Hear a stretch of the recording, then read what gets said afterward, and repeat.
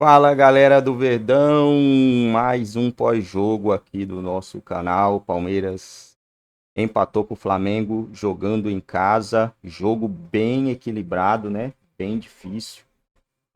Nossa, Brasileirão é isso aí, pessoal, né? Jogos bem equilibrados, jogos bem difíceis. O Palmeiras, isso não foi legal, né? Já para o Flamengo foi bom empatar fora de casa. Vamos dar uma olhada aqui. Gols esperados, 0,43 do Palmeiras, 0,29 do Flamengo. Posse de bola, 47% do Palmeiras, 53% do Flamengo. Chutes, 12 do Palmeiras, 9 do Flamengo. Chutes no alvo, 2 do Palmeiras, 3 do Flamengo. Jogo equilibradíssimo, equilibradíssimo. Gol do Palmeiras estava impedido.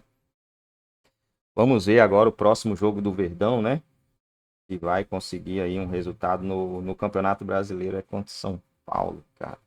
Próximo jogo é contra o Del Valle, mas no Brasileirão é contra o São Paulo. Quero deixar os créditos aos canais ESPN e bora pro game. Flamengo, Bruno Henrique, falta no Bruno Henrique. Então, Sim. o Palmeiras picotava esse jogo, e se é estratégia ou não, o Abel pode falar, eu não acho que seja proibido, mas é uma estratégia dele de picotar o jogo, tirar a velocidade, tirar o jogo do Flamengo. Então, o pouco que o Flamengo tinha, que era Bruno e Arrascaeta, o Palmeiras chegando muito, travando muito. E quando você tem um Carlinhos... Mas do outro lado tempo, tinha isso também? Quando o Endrick pegava a bola, o Flamengo picotava ou não? Eu acho que tinha muito mais do outro lado. Do lado do palmeirense. E uma coisa também que explica que não é só falta, pra gente não ficar só no debate de falta, que eu acho que vai ser muito falado. Foram 37 faltas no jogo, 14 faltas cometidas pelo Palmeiras só no primeiro tempo, mas eu acho que tem uma situação também de ordem tática.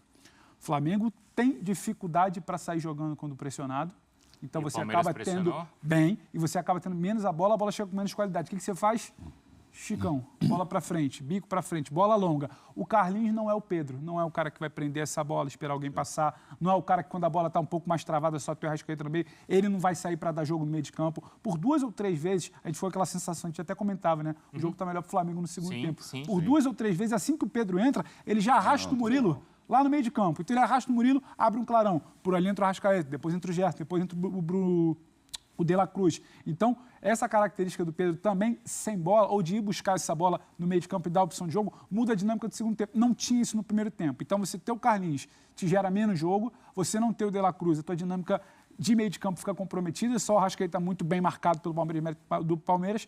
E quando o Palmeiras trava a saída de bola, e não é só o Palmeiras, quando qualquer time vem travando a saída de bola do Flamengo, o Flamengo tem problema para sair jogando, Bruno. Hoje, esticando a bola, não tinha o Pedro lá na frente. Então, explica o primeiro tempo tão travado, uma melhora no segundo tempo, mas longe de ser aquele Flamengo que a gente acha que pode jogar ainda. Mas de um jogo muito mais vertical no Vamos ver os números, Natália, só para vocês comentarem. Então, são os números da partida. E aí, claro, eu quero entender da Natália e do Mauro por que, então, um jogo sem nenhum gol, né? Olha, a posse de bola ficou bem dividida, mas a vantagem rubro-negra. Finalizações, o Palmeiras com mais. A escolha dos técnicos, porque os homens realmente de defesa foram melhor. Certamente a gente vai ouvir daqui a pouco as entrevistas e aí certamente os dois técnicos vão falar do calendário, porque vem de jogos desgastantes e meio de semana tem Libertadores. A que vocês atribuem, então, esse jogo que decepcionou vocês? Não dá para colocar só na conta do calendário, não, Bruno. Hoje nós fizemos o jogo de Aston Villa e Bournemouth. O Aston Villa jogou um jogo no meio de semana da Conference League, difícil, foi para os pênaltis. Só foi alterar o Unai Emery aos 88 minutos e o time correndo o tempo inteiro. Então, assim, não dá para reclamar só de calendário. Isso aí é reclamação ano após ano. Acho que tem muito do que os times não conseguiram jogar. Mas é que aí, nesse Palmeiras e Flamengo, tem uma tensão que no Aston Villa e no Bournemouth também não tem, né? Não, mas eu tô falando da questão da intensidade de jogo. Não dá só para colocar na conta do calendário. Se toda vez que a gente for... A gente tá no começo da temporada. A gente não chegou nem no meio do ano ainda. Se toda vez que o jogo for ruim, das duas, talvez, principais equipes das competições, né, das que a gente espera mais tecnicamente, a gente for colocar na conta do calendário, a gente então vai esquecer qualquer tipo de coisa. Mas o calendário, eu acho que influencia na escolha dos treinadores, no do Tite, no caso do Pedro, eu acho que, obviamente, o Tite vai falar isso. Também. De La Cruz, ele precisa segurar. Mas o time do Flamengo não estava ruim em campo. Poderia, tecnicamente, render mais. O Palmeiras, com o time que tinha em campo, poderia, tecnicamente, render mais.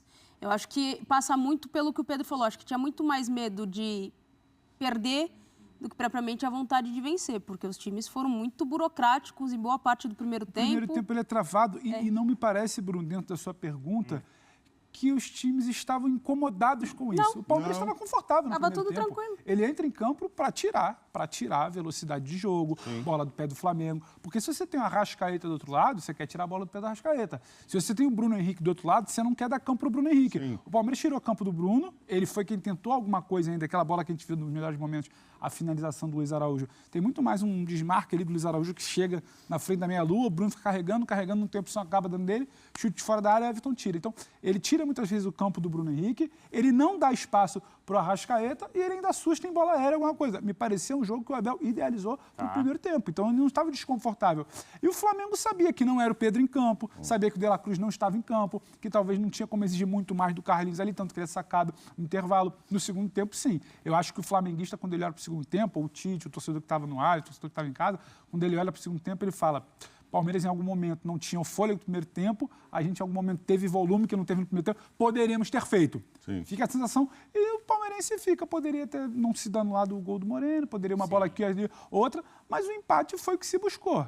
Quando você entra em campo, buscando não deixar o time jogar e tá a sua feição ali, e o Flamengo, quando opta por descansar, a gente vai ter que ouvir o Tite, eu não acho que tem problema. Se o calendário está pedindo isso, eu acho que o debate talvez tivesse que ser anterior. Por que você não programou para ter talvez os dois principais jogadores ao lado do Arrascaeta? Ele programou para ter o Arrascaeta nesse jogo, né? Mas eu não sei se você poderia ter programado, por exemplo, ter o De La Cruz e o Pedro, mas aí é uma concepção do Tite. Sim. E ele esticou a corda nos outros jogos. Estreia de Brasileiro, que era muito importante. Segundo jogo contra o Nova Iguaçu, porque era para levantar a taça. Jogo contra o São Paulo, porque era muito importante. Ele foi esticando e tem um jogo de altitude. O próprio número de jogos do Campeonato Carioca em que ele inscrito. Utilizou o time principal. Talvez não precisasse tanto. O Carlinhos não está inscrito jogos mais normais que não fossem clássicos, né?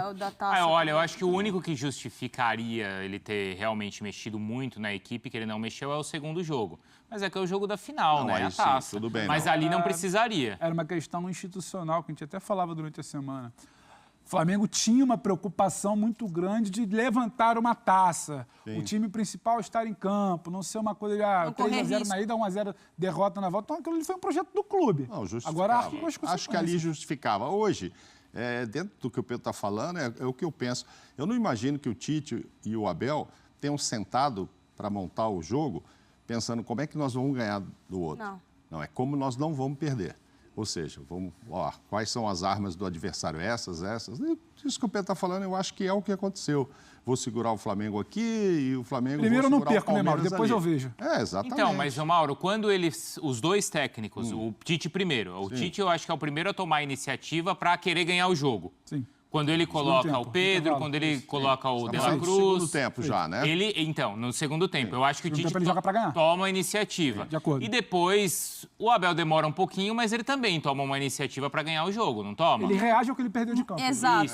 Mas eu acho que é mais aí não mostra que os dois queriam ganhar? Não, mas aí é mais... O do Abel eu vi mais como uma reação aos movimentos de peça do Tite, pensando no Tite ali colocando... Não, peraí, vou colocar meus principais jogadores aqui que não jogaram porque eu preciso do resultado, quero o resultado, não preciso, mas quero o resultado, e o Abel reagindo a isso. E para mim o Abel mexeu mal. O Gustavo Gomes fez uma partida horrorosa. Perdeu todas as divididas com o Bruno Henrique. Não vem bem. Não vem bem. E aí, ao invés dele deixar o Mike, que estava jogando bem e sendo a cara aguda ali pelo corredor pelo lado direito, tinha acertado uns 2 cruzamentos, ele saca o Mike e entra com o Marcos Rocha para frear a movimentação do Bruno Henrique. Era só isso que dava para fazer? Acho que dava para pensar numa outra situação. O Estevão é novo, mas é menino, é para ir para cima, é para ter a ousadia ali, segurar um pouco também, frear um pouco as descidas do Flamengo, porque chegou um tempo no segundo tempo que o Flamengo estava muito intenso ali na velocidade. Ele percebeu que o meio de campo não seria a vez de fazer, porque estava muito congestionado, um jogo muito truncado pelo meio de campo, começa a abrir o lado de campo e acelerar mais o jogo. Aí a reação do Abel, acho que demorou e não foi talvez a melhor opção. Eu acho que o Tite no segundo tempo percebeu que dava para ganhar. Ele começou primeiro, vou tentar não perder. Aí, diante do que aconteceu no primeiro tempo, aí ele mexe para falar, acho que dá para ganhar aqui dentro, vou para cima. Vou colocar o que eu tenho de melhor aqui, que eu poupei, já poupei um bom tempo. Um foi o tempo todo, que foi o Pedro, né? O outro foi um pouco menos, né? O De La Cruz já entra com um pouco... Inclusive, essa falta aí era uma grande expectativa. Essa falta me chama a atenção no seguinte detalhe. Você vê que 3 jogadores do Flamengo ficaram ali, esperando para bater. Arrascaeta, De La Cruz e o Léo Pereira. E normalmente era uma falta que, em tempos normais, bateria o Arrascaeta. É o cara que, né? Mas agora, depois do golaço que fez o De La Cruz, com a chegada dele no time, do jeito que ele tem jogado, o próprio Arrascaeta entende que, de repente, vão deixar isso para o De La Cruz. Ele entrou aos 31, Mauro, o De La Cruz, no segundo tempo. Então, pois é. Então, ele jogou pouco tempo. Jogou menos do que o Bem Pedro. menos do que o Pedro, que entra no intervalo. Botar o Gabriel Menino ali, vai mudar o quê no Palmeiras? Não. Pra ganhar Ele o jogo, só começa sabe? a mudar depois com o Estevão e Lázaro. Antes ele coloca o Rony, certo? No lugar do Flaco? Isso, no intervalo. Tá, agora eu quero fazer uma provocação a vocês. Você não é disso? Você não é provocante. Mas hoje eu tô provocativo. Hoje eu tô provocador. Hoje. Não, porque eu tô pensando o seguinte aqui. Se a gente for falar de dois dos melhores treinadores do futebol brasileiro, dos melhores elencos, a gente nem vai discutir. A gente vai falar de Tite e Abel e falaremos de Palmeiras e Flamengo. Sim. Se a gente levar isso para o universo europeu, a gente vai falar de Guardiola e Ancelotti, ou a gente vai falar de Guardiola e Klopp. E, recentemente, a gente viu esses confrontos e foram todos confrontos mágicos, com gols e muitos gols.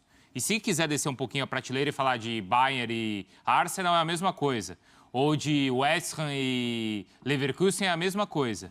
O melhor que a gente tem é isso que a gente viu hoje? Você acha o Ancelotti primeira prateleira? Acho. Como o Real Madrid jogou no mata-mata? Mas, tudo bem, mas foram quantos gols?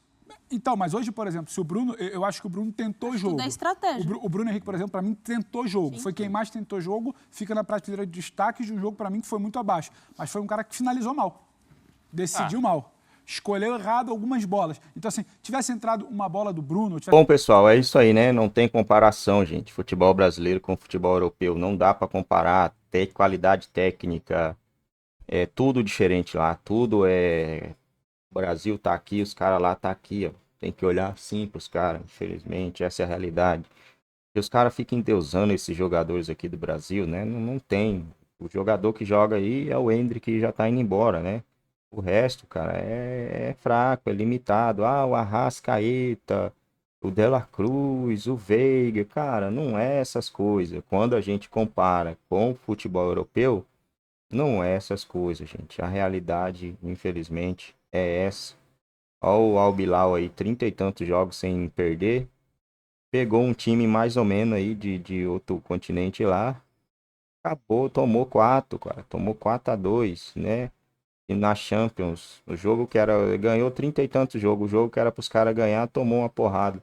Então, o futebol, em cada lugar, ele é diferente. Aqui no Brasil é muito fraco. O futebol brasileiro é muito limitado. Muito mesmo. Você fica com nojo de assistir o jogo, com dó, né? É um domínio de bola fraco. Quem assiste futebol europeu, né? Agora, quem assiste só futebol brasileiro, para ele aquilo ali vai ser um jogo legal. Mas quem assiste o futebol europeu, você assiste um jogo brasileiro, cara, parece que os caras estão com 1 quilo de areia em cada perna, né? Parece que a perna dos caras tão pesada, parece que eles não têm visão. É surreal, pô. Surreal a visão que os caras têm, o que eles conseguem fazer em campo. Então é outro futebol, não dá para comparar futebol brasileiro com o europeu. Ah, tal fulano foi lá e bateu de frente com o europeu. Bateu porcaria nenhuma, mas ficou sendo amassado o tempo todo. Não conseguia sair para jogar. Bater de frente é isso aí, amassar, jogar, chutar no gol dos caras, criar, né? Ficar se defendendo ali e falar que bateu de frente. Bater de frente é outra coisa completamente diferente. Bater de frente é jogar. É mais fácil destruir do que construir. É mais fácil destruir a jogada do oponente, né? Que você faz 2 linhas de 5 ali, ele não vai conseguir passar. Agora, e construir é o que eu quero ver. Você construir alguma coisa contra o time europeu. O futebol brasileiro aqui nossa, é o joguinho chato esse joguinho de hoje. O joguinho nojento, né? 2 times com medo de perder. A realidade é essa, os 2 com medo de perder. O Flamengo foi bom, né? O Flamengo arrancou 1 ponto no Allianz Parque e venceu o Palmeiras no Maracanã. Vai ter somado 4 pontos em cima do rival direto na briga pelo título do Campeonato Brasileiro.